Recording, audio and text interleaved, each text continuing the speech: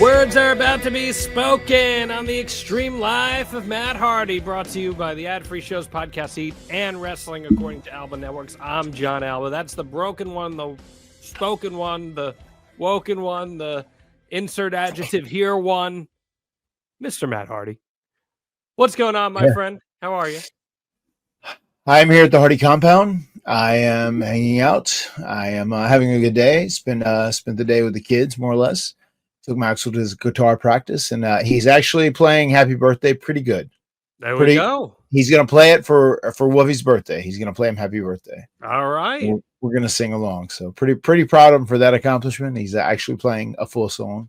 But yeah, man, no, everything is good. We went and got a great little meal at if anybody knows it, BB Bop. It's an interesting little place. They have kind of like a buffet, but they prepare it for you. They have different foods. They put on, you get to choose a different base of like rice or noodles, and then you choose your meat and your protein, and then whatever your side items are. It's a very good little place. It's very good, very, very fresh. Maxwell likes healthy food. I got to get down to the compound, bring my guitar. Me and Maxwell jam out. I got to teach him. There you go.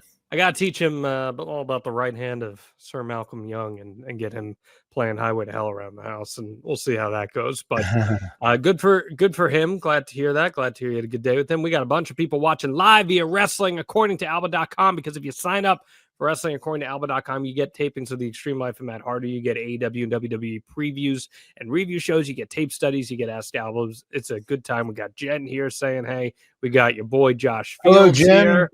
Hello, Josh. We got Rajiv here. And of Rajiv, course, you won. You know, you got Coach Rosie. It's about time. It's Hardy time, he says. Coach Rosie. It's time. It's time. I'm going to be seeing Coach Rosie in Phoenix here in just a little over a week, about a week and a half. Yeah, what's going on with TNA? You guys had a little taping north of the border. Crazy weekend for you, huh? We did. It was an extremely busy weekend. It started off on Friday. We had the Under Siege premium live event, which aired on the TNA streaming system. It was a hell of a show. It was sold out. A little 3,000 plus, a little over 3,000 people in the house. Packed out the venue there. Really nice. It was a great crowd. It was great to be in front of a Toronto-like crowd where they still, I feel like this crowd, they were good, but they made you work for it a little bit too. So they appreciate hard work. They appreciate hard effort. And that's what that crowd felt like. And they were great all night long. So Brampton, thank you very much. You guys came out in huge numbers. You were super passionate. And both nights of my post-show meet and greets, you were great as well. And it was so nice talking to so many of you. And so many of you are excited for Jeff Hardy to one day be back in Canada. And that's something that we are actively working on now. So we're hoping this will be something that happens sooner rather than later. Now, that was a notable weekend for TNA, not just because of you guys having a great house in Canada, but there's a new TNA champion, and it's a WWE wrestler. It's Trick Williams, who defeated Joe Hendry for the TNA championship. A pretty big turn of events there, Matt, that is going to have a trickle-down effect on both the NXT side and TNA side. What do you make of all that happening? Let me tell you this. This is so crazy, right? So there was an issue with my phone, and I think I'd buzzed you on it. So apparently now there's an issue with some phone companies about the SIM card. Like when you go out of the country, it just like doesn't reconnect whenever you get there. And that happened to my phone this weekend. So I was using my business line all week, right? So doing that, and I was okay. But when I came back, and as soon as I got back in Raleigh, I went to the closest Verizon store, got the guy to fix my phone. It's a very simple issue. He said it happens all the time. He said they probably do 30 to 40 a week now where this issue happens. And he said, but I got to tell you, man, I'm a huge fan. I followed you since day one. I was born and raised in Cary, North Carolina. He said, man, that just ain't right, man. That ain't right. The Trick Williams, man, he's an NXT guy. He's legit with WWE. And he's holding the TNA title now. He's the TNA man. That ain't right. That does not feel right, man. I don't like it that happened, man. I don't like it that happened. This is one thing I want to say, and I want to ask you, John, and anybody else that is listening to us live, and anyone who's listening to this, when we come up 6 a.m. Friday morning, anytime you're listening, whenever you're hearing this broadcast for the very first time, how did you feel about Trick Williams winning the TNA World Heavyweight title from Joe Hendry? Did it make you feel different than when the invasion happened in WWE, and you knew WCW was a product, and ECW for that matter, was a product that was owned by the WWE? Did it make you feel different? Because now you have two legitimately different companies with different owners, and they are two separate entities. And now a guy from the other company has won the title, and he is currently holding our world heavyweight title. It's a really unique situation. And I know there were a lot of people that were in shock about it. They were in disbelief that it actually happened. Well, it's not the first time this has happened, even with the TNA championship. It just turned the clock back a few years. Kenny Omega was TNA champion. Christian Cage was TNA champion, all while being AEW talent. So it's not the first time that this has happened, but I think there's much more fluidity with the storylines in this partnership than there might have been with the AEW partnership with TNA or Impact at the time. So they are feeding a little more into one another, which I think is beneficial for both sides. It's a good spot for Trick, who I've always liked Trick Williams quite a bit, but I still feel like he's not quite where he needs to be in order to find his own lane on the WWE main roster. So having him have a little bit of an excursion here and win the TNA title, I think is good.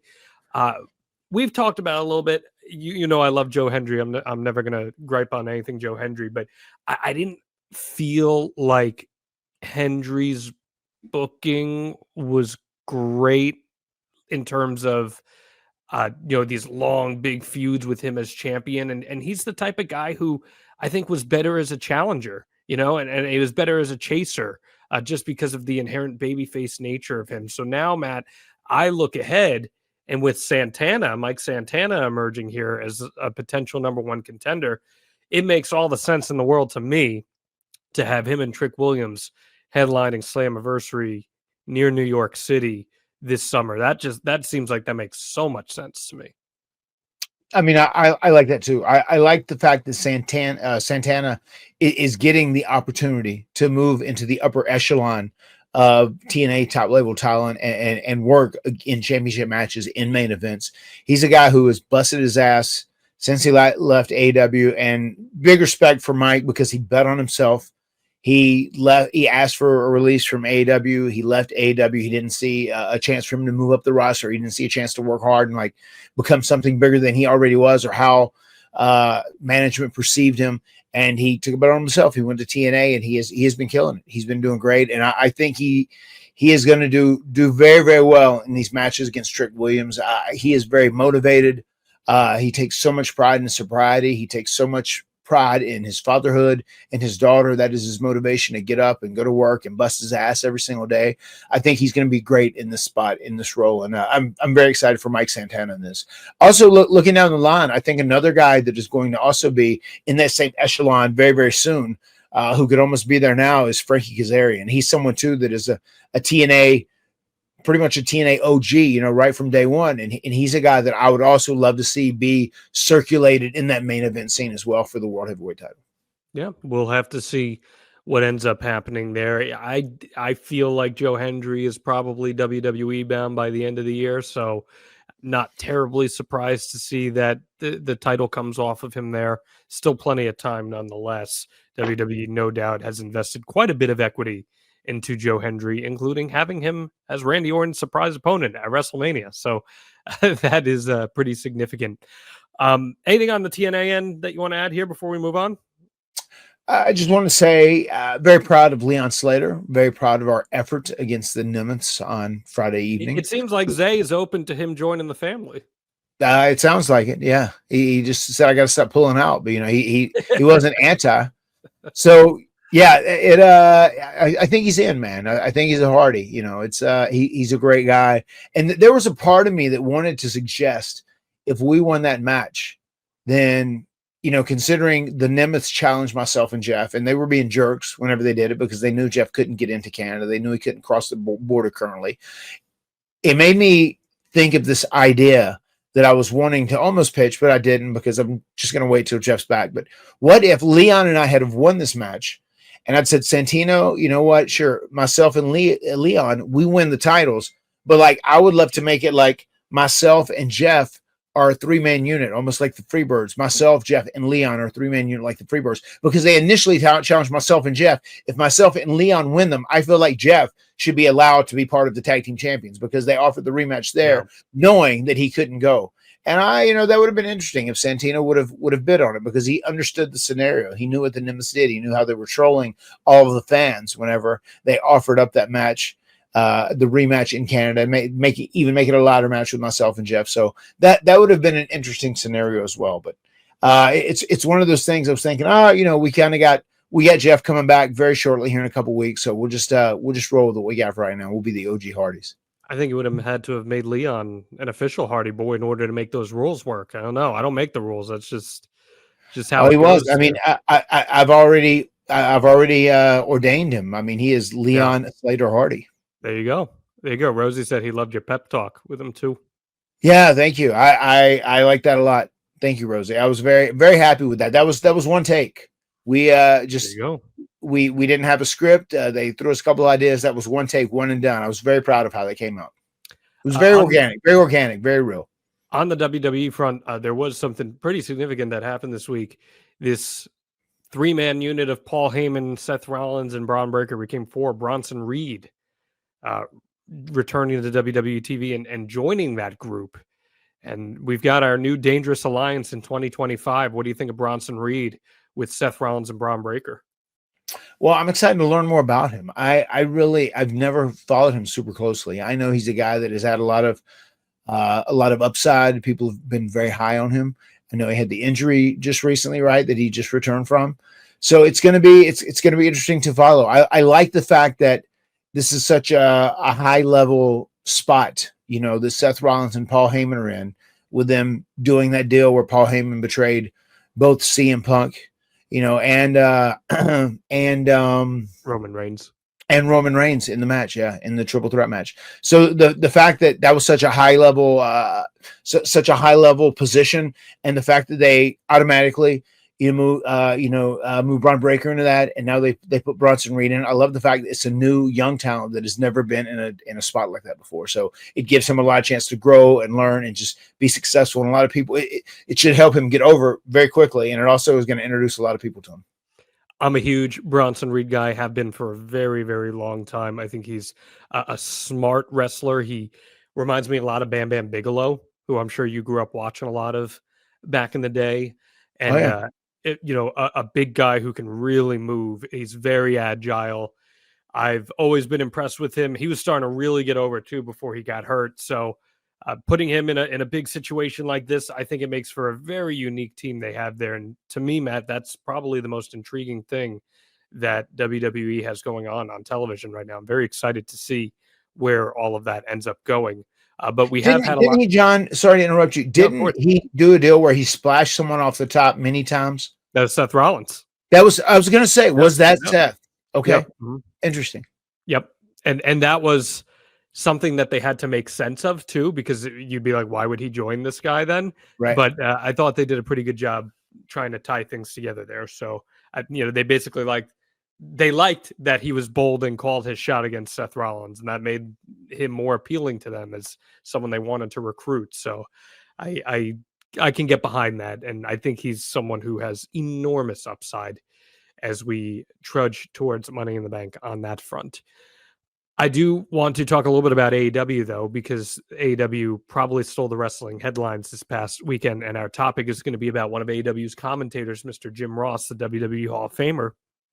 Double or Nothing was this weekend, and you just alluded to the fact that you had some tech issues while you were in Canada, and you were pretty loaded too. But you did get a chance to see the main event from Double or Nothing. I thought this show was fantastic, and maybe AEW's best show in years, quite frankly. But the main event was Hangman Adam Page defeating Will Ospreay to win the Owen Hart Cup and punch his ticket to All In to face Jon Moxley.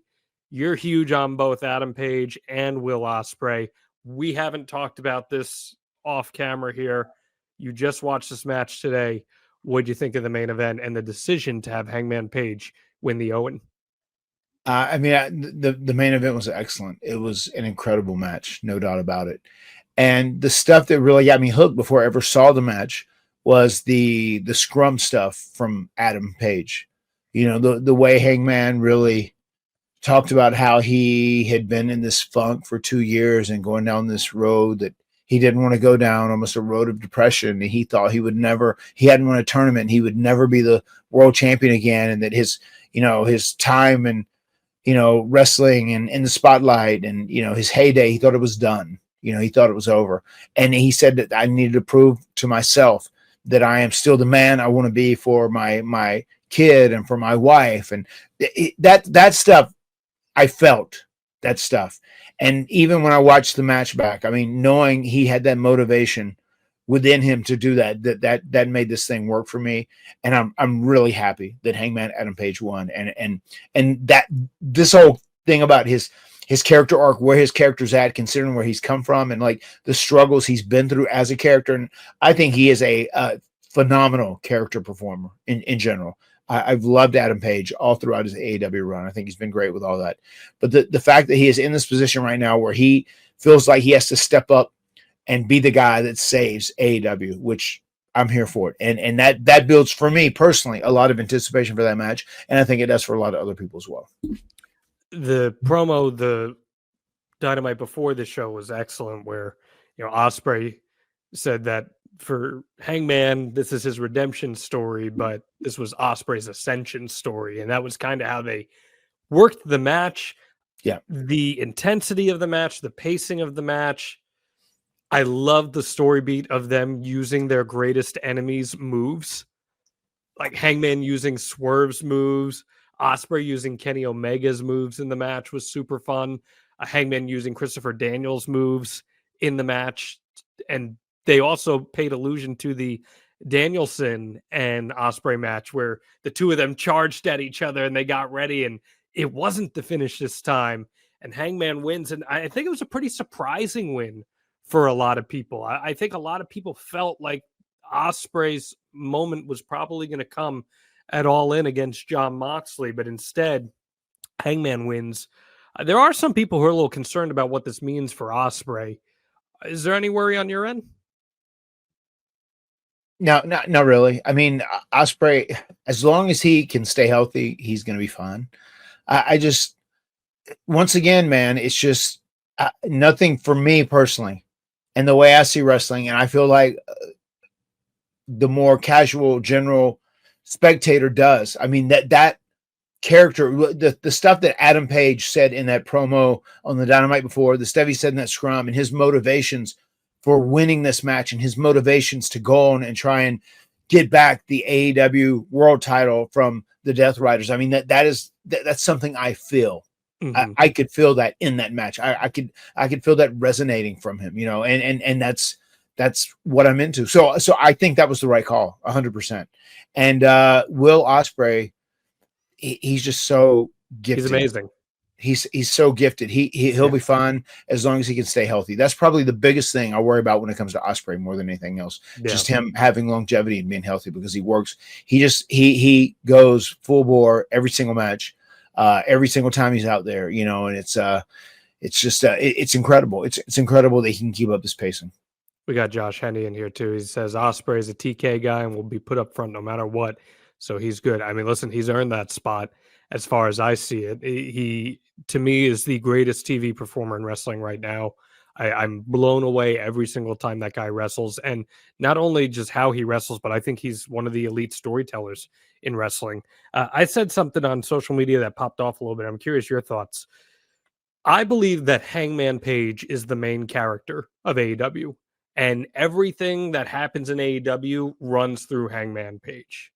What do you think about that? I can see an argument for that. I mean, I feel like in the beginning, Jericho was the main character. There was a point where Kenny Omega was the main character. There was a point where Jon Moxley was the main character, but it looks like we may be going into an era where Adam Page is going to be. But like, think about it though, Matt. Like you just said, Jericho in the beginning, he's the main character. What if Jericho's just a vehicle in the beginning there? Because who's his first opponent for the AEW championship? Hangman Page. How does that play into his trajectory? Hangman Page losing because he wasn't ready for that. And then Kenny beats him to the title and he has to go through Kenny. And then we get the arc of the fall of Hangman Page from CM Punk into Swerve, and now building back up to where he is once again the face here, having to take down Jon Moxley. Man, I just think everything in one way, even if someone else goes to the forefront, it's almost like revolving around the sun, right? And Hangman Page is the sun in this proverbial metaphor here with I mean, AEW. I would say he's a motif. He's no doubt a continual motif. He's involved in every single piece of AEW from the very beginning, right? So he has been an instrumental character. He's had these times where he's been on this high, like when he won the title, when he overcame all these odds, when nobody thought he could do it, when it seemed like he was, this drunk loser, and he achieved goal. And then he's been in the lowest of lows several times, and he's very good at that. And the way he gets so into that, even the way he looks different, his hair looks different, the way he has the beard and the mustache. I mean, he does this stuff very intentional. I know he's very big on the way he looks and the way he acts to make this stuff as realistic as possible. So I'm big on him for all those reasons. Also on the show was Anarchy in the Arena. I know you were trying to watch it. You didn't get a chance to. We've seen some clips from it. The Bucks coming out as the founding fathers. Let the bodies on the floor being played. This was a party and a half, man, and it was super fun. Did you have anything you wanted to add on that? I still do. I still do want to see it. I definitely want to see this whole thing. This is my kind of match too. I love stuff like this that is a little different, and I love that they're going back to this every single year. The Anarchy in the Arena. I love that it is something that is a regular occurrence for AEW, and the Bucks coming out in that outfit. I know they're big on trolling people, whenever they can, and they're so good at it. So I love the fact that they rolled that. I'm sure this match was great. I heard nothing but excellent things about it. All of the clips I saw were pretty magnificent, and it seems like this pay-per-view really was. It was a total home run from beginning to end, and I'm excited. I love the fact that they played that classical music at the beginning, apparently, or whatever it was you said. They played for the Bucks, and then they wanted some party music, and Kenny didn't quite like the choice they chose, and they played "Let the Bodies Hit the Floor." It all seems pretty amazing, and I love the fact that they rock music during those matches too. Well, it makes it stand out. It makes it something different, and it's something that I feel like people want to see every single year. You know what I mean? They get excited. I think Anarchy in the Arena is a true selling point for AEW. Yeah, I just kept thinking that those early days of AEW, I mean, you were there, even though it was a pandemic, but even when fans came back, it was very much like a party atmosphere, right? Like very similar to some of the high points of ECW, where it was like a community event going to a show. And I think that's what Tony admired growing up as a wrestling fan. He was a huge ECW guy.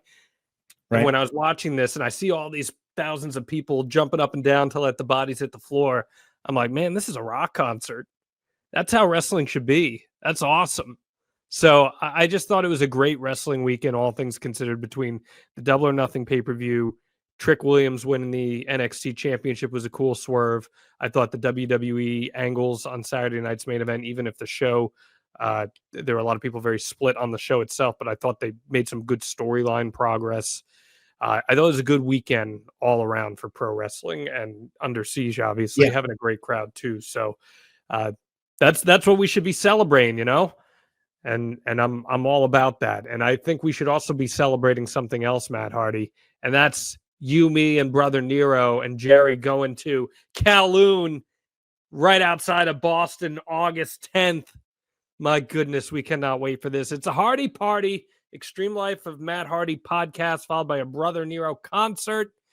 HardyBoysLive.com, HardyBoyz live.com is where you can get your tickets.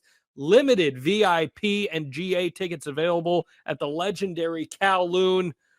Dude, how excited are you for this live event that we're going to be bringing to Boston? Super excited. I mean, we had such a great time when we did a stage show of the Extreme Life of Matt Hardy there and ended up airing.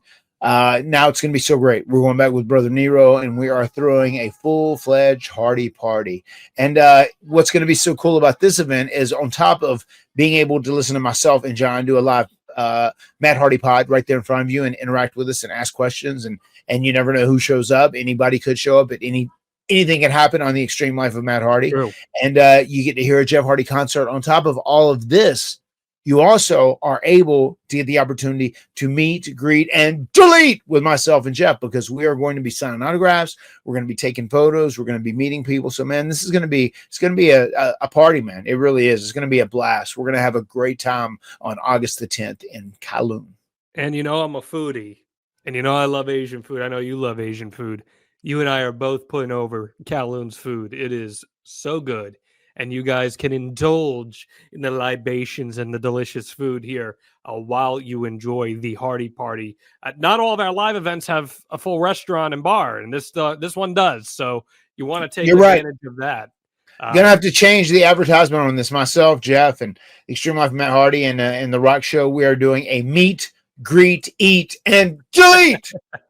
Certainly so. That is a way to make that clear. And I do want to stress again, guys, this one, this is going to sell out, and the tickets are flying for this one. We've already reached a certain threshold that we were looking to pass, and it's been on sale for like a week and a half. This event is August 10th. The night before, you're going to be at Limitless Wrestling in Lewiston, Maine at the historic Coliseum. The Hardys are taking over New England, and we want you to be there for it. HardyBoysLive.com. You can get your tickets now. And if you are looking to go to that Limitless Wrestling show, tickets are going to go on sale for that, limitlesswrestling.com on June 2nd. So cannot wait for that. We've got more Hardy parties to announce in the very near future, including one SummerSlam weekend. So be on the lookout for that. The Hardy Boys are coming to your neck of the woods. All right, my friend, I want to get into our topic today because it's about someone both you and I have a great deal of respect for. But before we can, you know I got to ask, please hit us with that Matt fact. Matt fact: Matt breaks his crackers up in their packaging. Are we talking saltines here? Like the ones you're putting in soups? Oh, yeah. Okay. What's the method behind what's the method behind the madness here? I feel like this is something probably a lot of people do, but we just did this the other day. So we had a con, not this week, but the last weekend, and they had a real nice green room with a real nice setup where they had snacks and stuff, and they had a tomato bisque that was just off the charts, and they had crackers in there. And I noticed Jeff and I, we sat down and we were just both taking the packaging of our crackers, we're going and then opening them and dumping them. I said, look at us over here. We're doing it the same, breaking the crackers up in the packaging, not taking them out and doing that. I said, it's crazy, right? Crazy that we both do that, and we always have. And I was like, I know some people. I noticed other people got that, and I saw some people take the cracker out and they like broke it in half and just dipped it in or whatever else. But there are people that do that. Also, like clam chowder. Sometimes you get the bigger crackers, right? That are the round crackers, and you take them and you smash them up a little bit, and then you open the packaging and then put them in.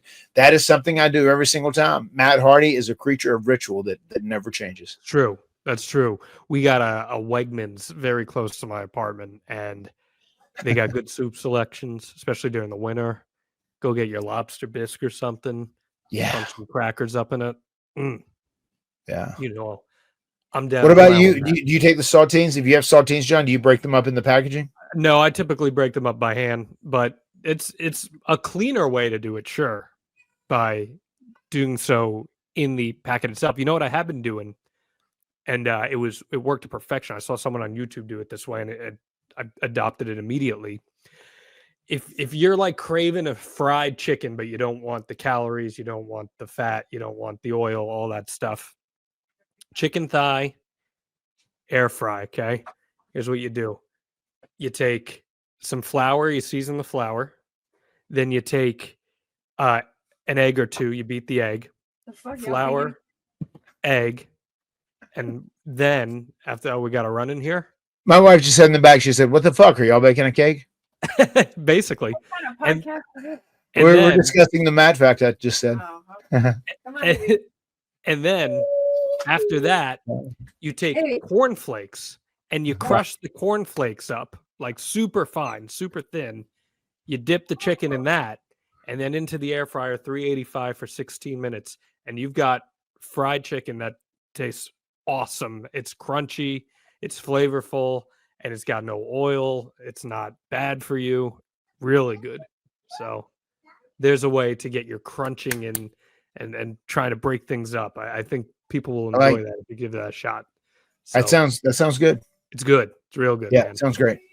All right. I wish I had some of Jim Ross's main event mustard with that. I'd go Yeah. perfectly with something like that, or his barbecue sauce. So let's talk about Jim Ross, man.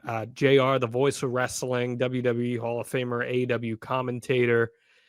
He revealed this month that he was diagnosed with colon cancer and that he was getting it taken care of. And he had surgery this week, which by all indications was very successful and went Mhm. well, which we're very happy to hear. I've had a chance to work with Jim. You've had a much bigger chance to work with Jim than I did. And I think that, you've talked about it here on the podcast a lot, giving people their flowers while they have a chance to appreciate that. And I think we should Right. give Jim Ross his flowers this week and talk about the career he's had, your interactions with him, some great stories, and give our appreciation for one of the greatest voices in wrestling history. So let's turn the clock back, Matt. When was the first time you remember Jim Ross coming across your radar? Because his career goes back 40 plus years. Yeah, when we first started doing enhancement work, extra work for WWE, obviously that was myself and Jeff, our first interactions with Jim. But before Jim was head of talent relations, the head of talent relations was JJ Dillon. And I remember there were times where we asked, if we'd get a chance to interact with him a little bit, if we'd come back from putting someone over and JJ was there in Gorilla or outside Gorilla. And he'd say, "Oh, thank you very much. Great job, young man," or whatever it was. And we'd say, "Oh, sir, is there anything you could advise us to do? Is there anything, that you would say we could do better? Like, we love this. We want to make a lifestyle out of it when it's all said and done." And JJ was pretty, he was kind of cold towards us. He would say, "Oh, well, thank you very much. That was great. But, just keep doing what you're doing." It wasn't a lot of interaction. I noticed whenever JR got promoted to that spot, I felt like he interacted with us and he saw more in us, because I think Jim Ross realized, JR realized that like the wrestling size of the athlete was going to get smaller. Wrestling's going to get more athletic. The matches are going to need to be a better quality. And I think he was a fan of all that stuff. He liked matches that were of a high quality, that had a very smart work rate to it and a smart storytelling aspect to it. So I remember when JR was there were times where he would give us dark matches. We'd have tag dark matches. Sometimes we would get to have tag matches and we would have more time. And JR said, "Oh, well, I'll push to get a little more time in this match for you, like hoping you get a little more offense in it." Like we had a match that went almost 10 minutes, I think, against Furnace and LaFon. It's a match where Jeff so famously slipped off the top rope, and then we changed the whole match around. Like, he was going to hit this big moonsault body block to him on the floor. We were going to shut up a little bit. They were going to stop me. Obviously, they stopped him right there, so we kind of switched things up automatically. But Jim was always a big advocate of us. He was a big supporter of us, and I felt like he always had our back. And I'll never forget, we were in a production meeting, and there was a little while where Jake the Snake Roberts had a job and he was in creative, and they wanted him to be an agent. They wanted him to be a producer, right? And Jake came out of it, and this was in late 97. He said, and we were kind of at this point, I think it was November of 97. We were kind of getting a little frustrated. We still hoped, and we were going to work hard, and we still believed that we were going to make it in some capacity, but we didn't know it was going to be WWE at this time. Like, maybe it'll end up being ECW now that we have had an interaction with these guys, and now WCW is starting to pick us up a little bit on their radar. And Jake the Snake Roberts came in and said, "Hey, I just want to tell you guys, you got this match tonight, you're doing this, and they really like you, and they said they're going to sign you at the beginning of next year. So just keep doing what you're doing. You're doing the right thing." And I was like, "Oh shit." Like, really? And it was like information I don't think he was supposed to tell us. But then I'll never forget, whenever, I want to say it was the last week of February, we were in Virginia, in Norfolk. It was either end of February 98 or early March. We had done a couple shows in Virginia, and I'll never forget, on the second day, Bruce Pritchard said, "Hey, JR wanted me to grab you too. We want to talk to you guys for a little bit." And I'll never forget, like, Marty was there with Jason Arndt, and Marty said, "Oh, you want to talk to us too?" They said, No, we just want Matt and Jeff just now. We just want to talk to Matt and Jeff."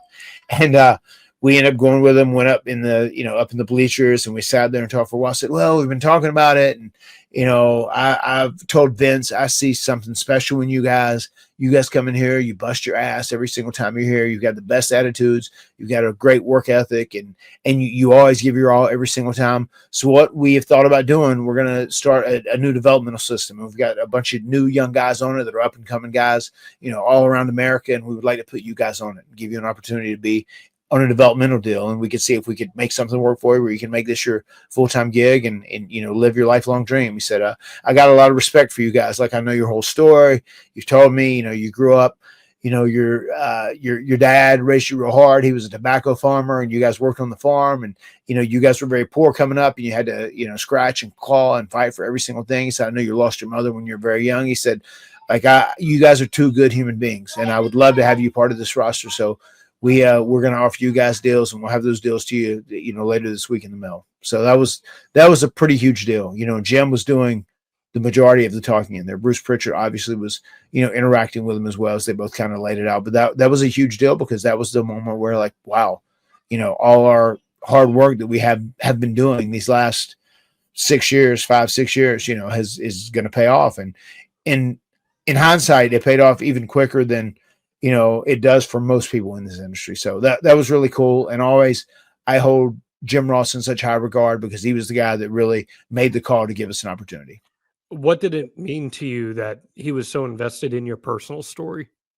It meant a lot. I mean, it meant he felt like he cared about us as human beings, which I feel like is important, because you want someone to appreciate your talent and think that you have the potential to be very good in whatever your chosen trade is. And this is obviously professional wrestling. He knew that we love professional wrestling. He knew we grew up as huge wrestling fans. We got to have some conversations with him here and there. He would interact with us a little bit. He wasn't as cold as JJ Dillon was to us, but it always meant that it felt like he saw something in us that maybe he saw in his own life.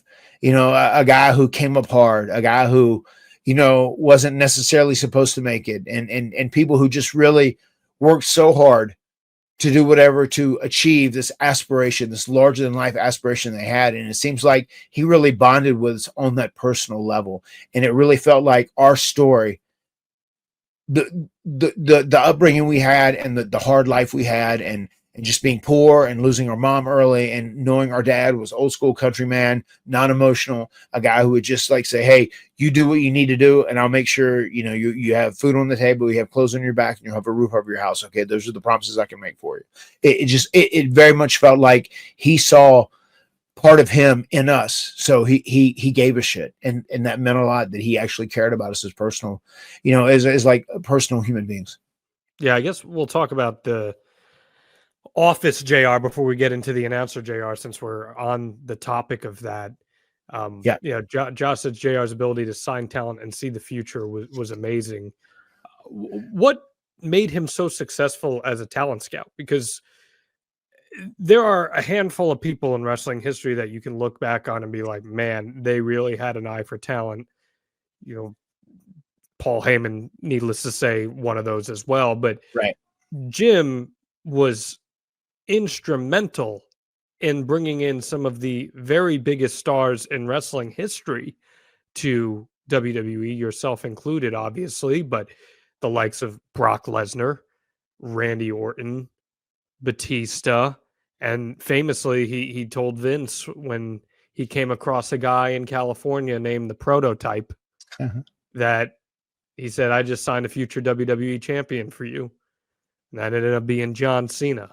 So what did he have instinctually that gave him that knack for finding great talent?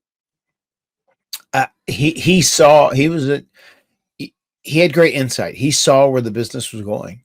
He saw that the business was going in a direction where the matches had to be more athletic. Storytelling still had to be there, but guys could be smaller, but they were going to be more athletic. The matches have to be a little more exciting. Because I think there's a lot of stuff, man. When I look back and some of the stuff he did, like when he called some of the Flair Steamboat stuff, remember how we were talking about going over the matches, that we talked about the perfect matches, and I was talking about Flair Steamboat, where Terry Funk did the deal at the end and attacked him on it. Just like, JR's interactions with, like, I guarantee you, I know he loved all three of those guys. So just that he saw that that's what the business was going to morph into. Like there wasn't going to be just like the exciting main event match like that. Every show on the card was going to have to be like that to a degree. It was going to have to be an exciting, more athletic match. It wasn't going to be the big lumbering giant taking on the other big lumbering giant, smash, smash, there was going to have to be some athleticism and excitement to it. And JR liked that type of wrestling. And I think he had great insight that the business was going to go that direction. How much did his real sports background play into that? Because everyone knows JR, Boomer Sooner, huge Oklahoma guy, loved football, used to call Atlanta Falcons games. Yeah. He had an eye for great athletes. And even if you go back through the years and you see Billy Gunn on WWE TV, and we joke about this on the podcast, oh, that's the most athletic guy in all the World Wrestling Federation. And right. Shelton Benjamin, the most athletic guy in WWE history. Clearly, in my opinion, his sports background probably played a big part in how he shaped the roster. Did you guys ever have any impression of that as talent? Yeah, I mean, you can definitely tell he came from a sport that was full of extremely talented and gifted athletes, and I think he realized that wrestling was morphing into something that was going to have to really produce more from a talented athletic athlete within the ring, within the confines of the ring. That's how storytelling was changing at that time. And it definitely has. I mean, don't get me wrong. Back in the day, you had guys that were amazing athletes, but not every single match was like that. Wrestling was very, very different. You would have a guy that would tell a simple story, and they would go back to, a headlock, or they would go back to, a sleeper. They would go back to an armbar, and they would do that for, 30 or 40 minutes, whatever. And the match didn't have the excitement needed that it would in the year 2000, 2002, fast forward 2025, you know what I mean? You can use those elements in certain scenarios, but just like nowadays they're, especially once the genie was let out of the bottle and people kind of understood what wrestling is, in its purest form, people have a high expectation level of what they want to see out there from their athletes. So that's something I think JR had great insight on. He was ahead of the curve. What was the general consensus from talent with him as the head of talent relations? Everyone always says, Bruce Pritchard being someone who would always say this too, that talent relations is the most thankless job that you can have in wrestling. And not only was Jim in a position where he had to oversee talent relations and make sure payouts were right and make sure everyone was happy, but he was also an on-screen talent.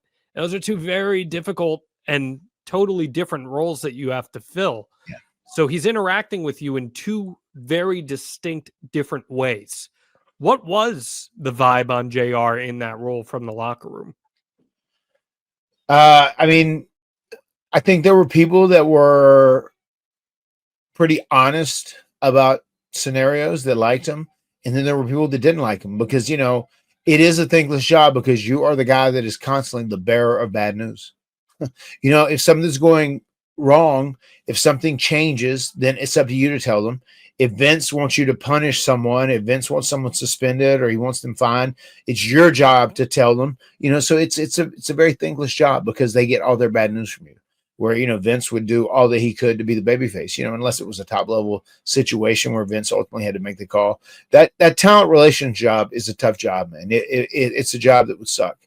I guess it's a very powerful job to have, and there comes a lot of credibility with it, but it's a job that sucks in a lot of ways because you have to give people really bad news. Can you imagine being the one who is given a list of 15 people and you have to get on the list and you have to call these people and tell them they're being let go just because we have nothing for you right now? Creative has nothing for you. You're the one that's going to get the heat from that. You're the one that's going to get the blame, even though you didn't necessarily make the decision. Sure. You might agree with it, but you didn't make that decision. Rosie said JR seemed like a straight shooter. Is that a fair assumption? And do you like someone that leads like that? Like, was he pretty straight and fair to talent in that role? Yeah, I think he was a very straight shooter. No doubt about it. And I would rather have a straight shooter. I would rather someone tell me like, no, I'm doing this because of this, this, and this, as opposed to them trying to bullshit me and tell me something that isn't honest. You know what I mean? Like, I would rather you be a straight shooter than try and like win me over and try and make me think you're my friend. I would Yeah. rather you tell me what you honestly think about me. You know, that's something I try and do. I try and be very, you know, I try and be very just transparent whenever I'm interacting with people. Whatever I think, like this is kind of how I think, this is what I think, and just try and be straightforward with them. You know, I don't try and put it with a slant where it's like, well, you know, you should like me because of this, you know, because I'm doing, you know, I'm giving you a break by letting you know this or whatever. Just be straightforward with it, man. It's business, and that's what business is. You know, you don't always get good news in business, but you know, business is something I think is best handled. It's handled straightforward. Yeah. What about in terms of payouts? Because at this time, much like most of the history of wrestling, it's changed a lot since, but a lot of talent payouts are based on the gate. You know, sometimes you get a pay-per-view bonus and you have your guaranteed rate that you sign the deal with, and everything else is essentially a bonus from that point that's not guaranteed. So how was he in terms of advocating for wrestlers to make more money? I mean, there's a real famous story, and he would love to brag on us and say the story over and over, which I loved. Whenever we first got hot, working with Edge and Christian, and when they were the Brood, when it was Matt, Jeff, and Michael Hayes was there eventually, and we were working with Edge, Christian, and Gangrel, the Brood. We were still in the show. We would go out first typically. Later they had to change us later in the card because it was such a hot first match. But like every Jack Lanza, he would say these guys steal the show every single night. The crowd is as hype as I've ever seen for these guys, and none of them have 10 years, 15 years of TV experience. They haven't guys haven't been pushed to the moon, but these guys go out and they just have these great matches. They're athletic, they're telling a great story, and they're just entertaining the shit out of people, and they're doing things that the people hadn't ever seen before. He said, like, these matches are incredible. And JR started boning every time he would write that these guys stole the show every single night. JR would bonuses. We would all get like Wow. we would all get like $300 bonuses, on top of whatever our payday was. And I love the fact that he was so happy of that. And he said, remember, he said, I gave you that bonus. He said, it was about, for it was 3-4 weeks you're working together. Every time Jack Lanza put in that report, said you guys stole the show. And these people did, you entertained the people in a way that no one else in your position could entertain the people. He said, I bonused you every single night. And, we were all very grateful for that, and that really felt like we had someone who was on our side. We had someone who saw potential in all 6 of us, in theory, 5 of us, I guess, if you don't count Michael, because they knew Michael was a temporary thing.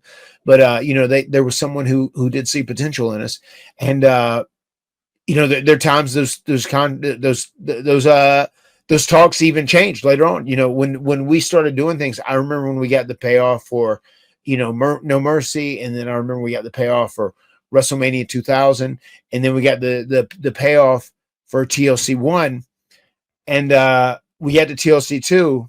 And that's the famous time. And I know we've mentioned it before, wherever Bubba came up and said, hey, what do you guys think about this? Like, we didn't get more money than we did from the other thing. And like, we've made this into like an attraction. And a lot of people are buying the pay-per-view for this, that. He said, I think we need to sit down and talk with JR about it. And, ultimately we did. And we sat down, we spoke with JR, and Bubba was the most outspoken. I know that's hard to imagine. But Bubba was the most outspoken. But, we all kind of stood together on the same page. Yeah. Jeff was just like, I don't care, whatever. And we all sat down with JR, and JR said, okay, well, if you guys feel that way, if you thought you were that big of a draw for WrestleMania 17, it was a great match. It was a show stealer, no doubt. And I'm sure there were a lot of people who were tuning in to see what kind of crazy antics you were going to do in tables, ladders, and chairs. He said, I'll do this, and I'll bonus you. He said, I'll give you X amount of dollars. And I want to say it was like 5,000 each more, or whatever it was. Right. And he ended up bonusing us all. And we did do that. But then, like, for the next few months, it seemed like all of our pay-per-view, we all talked about this later, kind of like in solidarity. We realized like our pay-per-view paydays like kind of sunk a little bit. And I'm pretty sure they ended up taking that 5,000 out from each of us. They took the 500 here, 500 there, 500 here, 700 here, whatever, but like he did, he honored his word. We went and we talked to him about it, and he said, thank you for coming up. If this is how you feel, this is the way to do business. You let him know. You know, and you hear the stories all the time about people going and talking business with guys to get more money, whatever else, because you would hear like what the top guys, you know, the tippy top guys, what the guys in the main event were getting for the title at that time. It was outrageous. But at the end of the day, there was nothing that we could complain about. You know, we were on a developmental deal originally, and our original developmental deal was $300 a week, and we would get $300 per time we wrestled. And then they paid for our hotels, they paid for our rental cars, right? And then whenever we signed our first contract, our first legit deal was for 5 years. And we signed this once we signed this first contract, I think right about the time we started teaming with Michael Hayes. And it was a 75 year one, 75 year two, 100 year three, 125 year four, and 150 year five. And like in the year 2000, we were making, you know, $75,000, right, in theory. That year with everything we did, especially our merch and everything, myself and Jeff, we made like 16 times our downside guarantee. So it was crazy, you know. So there wasn't a lot to complain about for us. So we were doing all right. Business was booming, and we were doing good. It was a wild time. It was an amazing time. People in pro wrestling in 98, 99, 2000, it was like a rock star time. So never had to go to JR and be like, you know, this check would feel a little heavier with another zero at the end. You never had to do anything like that. No, we did. I mean, I was just grateful to actually be making money. You know, like even with Bubba, I was like, Bubba, I don't know if I want to rock the boat on this one, man. You know, like we got paid pretty good on this. You know, I don't even know. Well, that $5,000, that's called being paid up front, and then you lost out on the trickle down effect of that afterwards. That's all really interesting to hear. When you had your stuff in 2005 with Edge, did you have any communication with Jim through any of that ordeal? Yeah, I did speak with him. We did interact. He knew, like, right from the beginning, like as soon as I was gone, he knew that all the parties were on the same page, and all the parties felt like I should be back, and he wanted to try and help expedite that and make it happen. And ultimately, he was a pretty big part of it. Yeah, I figured he would be. Talking about his relationship with Vince, very contentious over the years. Where he was very loyal to Vince, and Vince gave him a lot of opportunities, but also Vince took a lot of opportunities to publicly shame him and take him off TV and then put him back on TV and take him out of the office and put him back in the office. Can you speak to any of that, seeing it firsthand? I mean, yeah. I mean, I think JR knows that. I think people who worked there knew that, and it was almost something that people would come to expect, you know, because like Vince would put people in positions where he knew they were going to feel uncomfortable, and where he knew they would be concerned with having to do these scenarios, and it greatly entertained Vince. And a lot of people just rack this up or chalk this up to like Vince wanting to test people, but I don't know if it was Vince wanting to test people or if it was just Vince very into enjoying himself by making people feel uncomfortable, being an asshole. Possibly. Yeah. It was very contentious, and seeing it play out on TV and behind the scenes was always something very odd. When he came to AEW and you're there, do you remember him working with talent or trying to work with talent, or did he have any thoughts on what AEW was? Because I feel like AEW is probably a little different than what he perceived pro wrestling to be. Yeah, I think you know, he wanted to get back to some basics in AEW. You know what I mean? Like, I think he wanted to get back to like more basic storytelling. I think he wanted to get back to a little more basic selling. He still appreciated it. He was very grateful to Tony Khan, and still I think what's that? Still is. Yeah, I mean, and I think everyone in pro wrestling should be grateful to Tony Khan, because he started this other, you know, alternative promotion, which gives all the other men and women an opportunity someplace else to work. It gives so many other people in the production side. It gives people in the coaching side. It gives people in every aspect of the industry more opportunities to be employed. So yeah, I mean, he is very grateful, and he will never not be grateful. I'm pretty positive of that.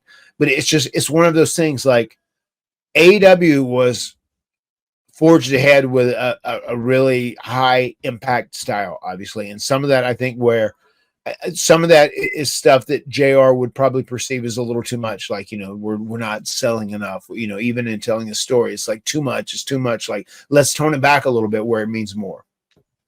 Sure.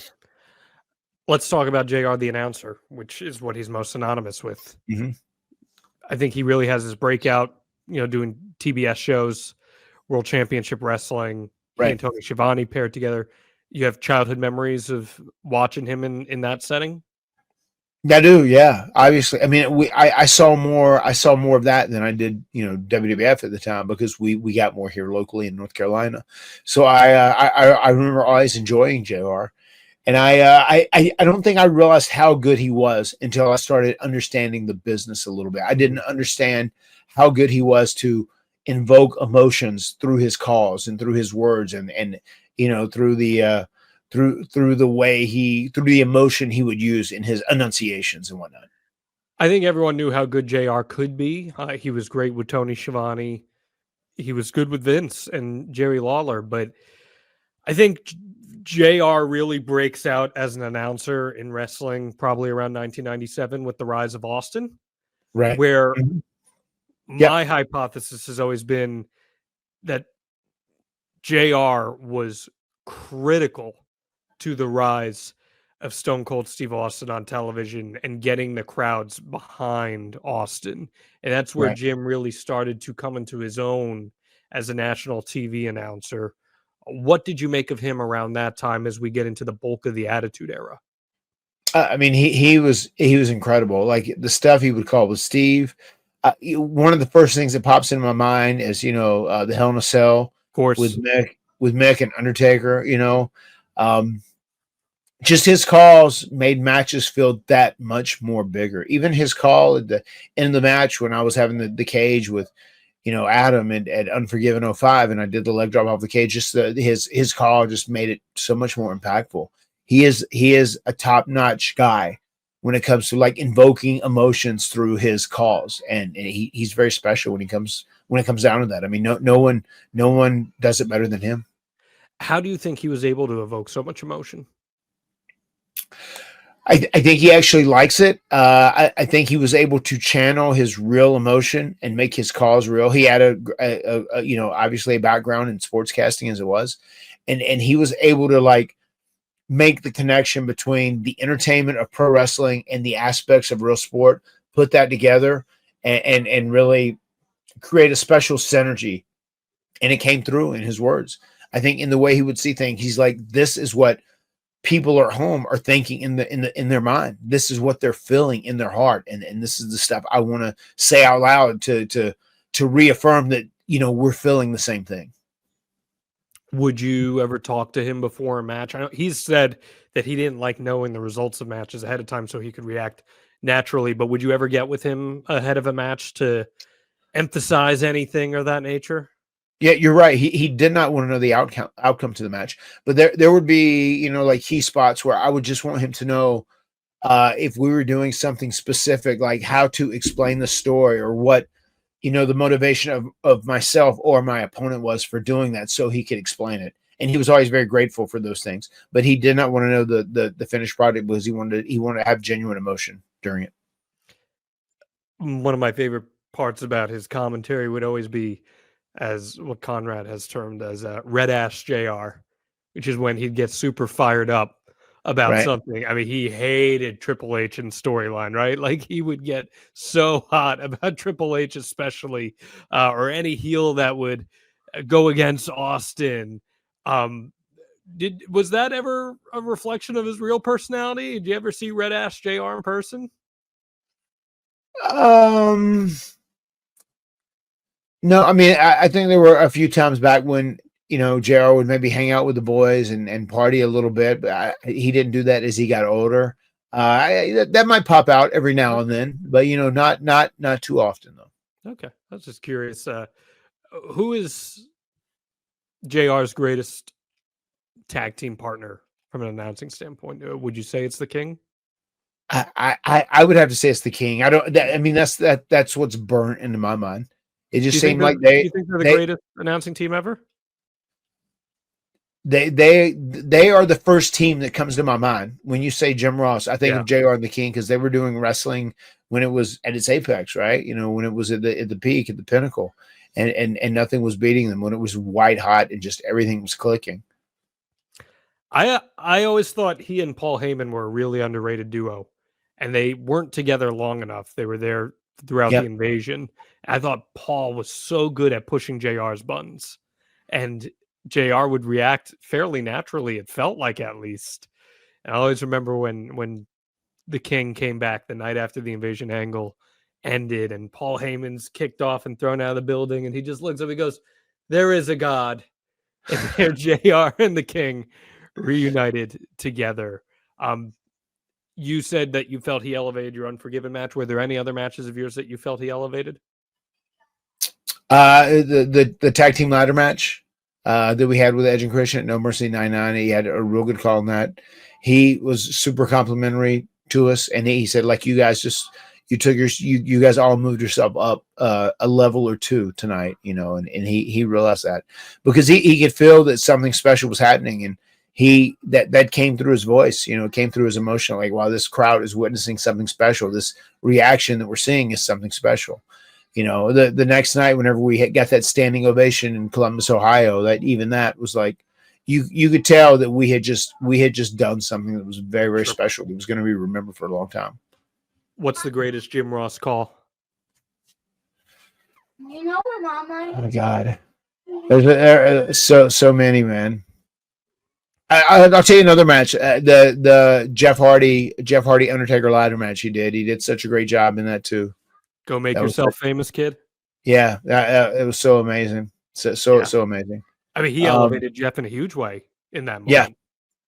Yeah. Between Taker and JR, it elevated Jeff. I mean, Jeff was so hot after that. Jeff just wasn't ready to be that hot at that time. It was crazy how he was in that position. He was kind of half as burnt out, but he just went through that match and killed it out there. And he was just put in such a good scenario. And Taker really wanted to make that ladder match into something special. And it's crazy. It was just a perfect storm. I think for me, it's with God as my witness, he's broken in half about Mick Foley. I think that's probably the most famous. And then probably I also love in Taker and Shawn Michaels, I just had an out-of-body experience. Yeah. We got the prankster behind you there. We do. I'm gonna take over your podcast later. Oh, we do, yeah. All right. Well, let me finish before you take it over, Wolfgang. Okay. Yeah, give us 2 minutes, Wolfie. All right. We got a question from Rosie. Do you think JR is the best to ever do it? I'm going to be biased because he was in my era. Sure. So I feel like that's going to make me say yes. I mean, like, I think Gordon Soley was awesome. He was very different. He was a statistician, you know. He was great. JR's great. I mean, I would probably say, if you ask me, and this is probably going to be biased because JR is someone who is, you know, a friend of mine, a colleague of mine, and someone that has been integral in so many huge moments in my career, I would probably say yes. JR is the greatest of all time. Tougher than a $2 steak in this battle against cancer. Yeah. Also, too, I like that when he would hit that with the Hardy Boys. It was one of his lines. You know, he said, "Well, there you go." He said, "Matt, you know, Matt Hardy's the steak, Jeff Hardy's the sizzle." There you go. And that is truly the best way to describe you guys too. Yeah. Whip him like a government mule. So many good JR isms. He truly is one of the greatest voices ever. I think he's a grade A broadcaster. He was like #1 on my list of guys in wrestling to interview at some point in my career. And not only did I get to interview him, I got to work with him for a little bit, which was just the most amazing thing for me as a broadcaster. And the greatest compliment, I say this all the time, the greatest compliment I've ever received on anything I've ever done.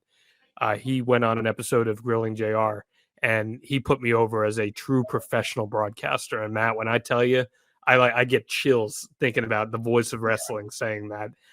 It was the most meaningful compliment I've ever been given, and amazing. I'm going to carry that with me for the rest of my life. And I'm so bummed that he's dealing with this. You know, he had cancer a couple years ago too, but it sounds like the surgery went really well. Yes. And I know I'm wishing him the best in his recovery. I'm sure you are as well. Anything you want to say to good old JR here? Yeah, I just I'm gonna reach out to him now that he's had the surgery and wish him well. You know, I had it earlier, but just JR, I want you to know that we're thinking about you. There's so many people out there that love you. There's so many people that are pulling for you, and I know you are. You're tougher than a $2 steak, my man. I know you're going to you're gonna kick this cancer's ass and give it a damn old stone cold stunner. Can't wait. I can't wait for that. Enjoy a Steve Weiser after that, right? Oh hell yeah!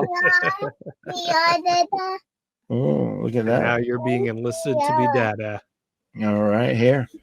You play. Hi. Hi, Evie.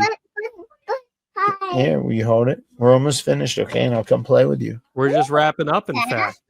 All right, yeah. In fact, this is where I tell everyone they can join us, advertisewithhardy.com, to promote your business to the extreme, get in front of thousands of listeners and viewers every single week, advertisewithhardy.com. And don't forget, pick up your tickets now for our extravaganza, the Hardy Party at Kowloon, hardyboyslive.com. Limited VIP and GA tickets available right now for our live event outside of Boston, August 10th. It's going to be a great time. What? Oh, I'm where are very you? excited. And it sounds like someone else is very excited too. So I don't want to take up any more time considering we've been broadcasting for 6.5 hours now. Oh, I thought we were already in the 9-hour zone. Anything you want to say to us, Evie, before we wrap up here? Do you want to say anything, Evie? Hi. Tell them who you are. I'm Gothic baby. Yeah, you are. All right. Watch You out, are baby. Gothic baby. No doubt about that. Matt, anything else you want to say to the Die Hardies? I just want to say to all the diehardies, if anyone is out and about, we are going to be at the Smoky Mountain Terror this weekend, which is going to be going down in Tennessee. If you get a chance to come out and do that, myself and Jeff, we're going to be there Friday evening. We're going to be there all Saturday and all Sunday. We're going to be meeting, greeting, and deleting every single day. And Saturday evening, we're going to be throwing a little Hardy party there. We're going to be doing a house show Hardy party. It's going to be a blast. Come on, and check us out. There you go. You heard it first. Matt Hardy's going to be bringing the heat in Tennessee. The words have been spoken. We'll see you next time right here on The Extreme Life of Matt Hardy. Delete! My skin's dying because you're under it. I'm done lying to myself for this, for all the wonder and believing that it's making me weak. I'll fade away and classify myself as obsolete. My skin's dying. I'm done lying. We're helping people save money at savewithconrad.com. And with all the economic turmoil going on the last few weeks and all the uncertainty it brings, here's one thing that is certain. Your home is still worth more than what you paid for it. According to the Zillow Home Value Index, the value of your home is still going up year over year, which means you're most likely sitting on untapped equity. Did you purchase your home or refinance it a few years back and got one of those really low COVID interest rates, and now maybe you're worried about giving it up? Well, here's something to think about. While the interest on your mortgage payment is low, the interest you're paying on your credit card balances is most likely wiping out those savings and then some. So what's more important, clinging on to that low rate or saving money each month? Let's talk about using the equity you've built up in your home and rolling all that debt into one lower monthly payment. Someone who just did that was our man Andrew, a maintenance worker in Tennessee. He needed to pay off some debt, and he needed to get a new roof and some new floors for his home. So instead of taking out more debt to do these upgrades, he came to savewithconrad.com to use the equity he's built up in his home and do a refinance. Savewithconrad.com helped him accomplish all of those upgrades he wanted on his home. He paid off his debt, and now he's saving over $400 a month. He even got to skip his next 2 house payments. And you can do it too. Go right now to savewithconrad.com and let my team run the numbers for you for free. There's no cost and no obligation. And if we can't help you save some money today, we won't waste your time. It doesn't cost a thing to look, and you've got nothing to lose except some crazy high interest rates on those credit cards. You know you can do better. Start saving money today for your family with my family at savewithconrad.com. NMLS number 2129, equal housing lender.